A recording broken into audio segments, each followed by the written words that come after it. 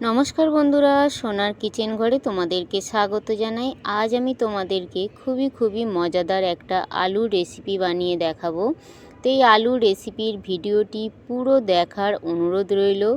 আর রেসিপিটি যদি ভালো লাগে কমেন্ট করো, লাইক শেয়ার সাবস্ক্রাইব করে আমার পাশে থেকো। যারা এখনও পর্যন্ত আমার চ্যানেলটিকে সাবস্ক্রাইব করেছো তাদেরকে অসংখ্য ধন্যবাদ। আর যারা এখনও আমার চ্যানেলটিকে সাবস্ক্রাইব করোনি, অনুরোধ রইল আমার চ্যানেলটিকে সাবস্ক্রাইব করে আমার পাশে থাকার জন্য। আর যারা ফেসবুক পেজ থেকে দেখছো তাদের কাছে অনুরোধ রইল ফেসবুক পেজটা একটা লাইক দিয়ে একটু ফলো করে দেওয়ার জন্য। তো রেসিপিটি বানানোর জন্য এখানে দেখো আমি কিছু ছোট আলু নিয়েছি। এখন যে নতুন আলুগুলো উঠেছে ওই নতুন আলু আমি ছোট কিছুটা নিয়ে নিয়েছি। নেওয়ার পরে দেখো এখানে আমি একটা কুকার নিয়েছি। ওই কুকারের মধ্যে আমি আলুটা দিয়ে দিলাম। আলুটা দিয়ে এবার ওই আলুর মধ্যে আমি একটা বড় চামচের 1 চামচ নুন দিয়ে দিলাম আর অল্প পরিমাণে একটু জল দিয়ে দিলাম। জলটা দিয়ে কুকারের ঢাকাটা বন্ধ করে আমি আলুটাকে একটু সিদ্ধ করে নেব। আর এখানে দেখো আলুটা কিন্তু আমার সিদ্ধ হয়ে গেছে। আলুটাকে আমি লাবিয়ে নিয়েছি। আলুটাকে লাবিয়ে নেওয়ার পরে এবার এই আলুটার ছিলকাটা আমি ছাড়িয়ে নিচ্ছি। আলুটার এইভাবে ছিলকাটা পুরোটা আমি ছাড়িয়ে নেব। নুনটা দিয়ে কিন্তু অবশ্য করে আলুটা সিদ্ধ করতে হবে, নাহলে কিন্তু আলুর মধ্যে একদম নুনটা ঢুকবে না। তো এখানে দেখো আলুটা কিন্তু আমার পুরোটা ছাড়ানো হয়ে গেছে। তো এইভাবে কিন্তু পুরো আলুটাকে ছাড়িয়ে নিতে হবে। খুবই চটপাটা একটা আলুর রেসিপি।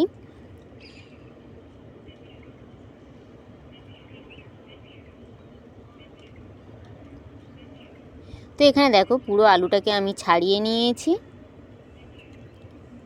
এবারে এই আলুটা যেগুলো বড় সাইজ আছে ওই আলুটাকে আমি 2 টুকরো করে কেটে নেব। ছোটোগুলো কিন্তু কাটার প্রয়োজন নেই, যেগুলো একটু বড় আছে সেগুলো 2 টুকরো করে কেটে নিতে হবে।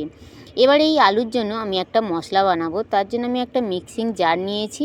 ওই মিক্সিং জারের মধ্যে আমি একটু রসুন দিয়ে দিলাম, ঝালের জন্য কয়েকটা কাঁচা লঙ্কা আর একটু আমি ধনেপাতা দিয়ে দিলাম। ধনেপাতাটা দিয়ে এবারে মিক্সিং জারের মধ্যে ঢাকাটা লাগিয়ে দিয়ে খুব ভালো করে একটা পেস্ট আমি তৈরি করে নেব। তো এখানে দেখো আমার ধনেপাতার পেস্টটা কিন্তু তৈরি হয়ে গেছে আর একদম কিন্তু আমি ফাইনভাবে পিষে নিয়েছি। তারপরে দেখো আমি গ্যাসের মধ্যে একটা কড়াই বসিয়ে দিয়েছি। এবার ওই কড়াইয়ের মধ্যে আমি একটু সাদা সয়াবিন তেল দিয়ে দিলাম। তেলটাকে আমি একটু নাড়াচাড়া করে একটু গরম করে নেব। তো এখানে দেখো তেলটা আমার গরম হয়ে গেছে। তেলটা গরম হয়ে যাওয়ার পরে আমি যে ধনেপাতা কাঁচা লঙ্কা আর রসুনটা পিষে রেখেছিলাম ওই ধনেপাতা কাঁচা লঙ্কা রসুন পেষাটা আমি দিয়ে দিলাম তেলের মধ্যে। দিয়ে এবার আমি খুব ভালো করে নাড়াচাড়া করে একটু আমি ভেজে নেব, যাতে রসুনের কাঁচা গন্ধটা চলে যায়।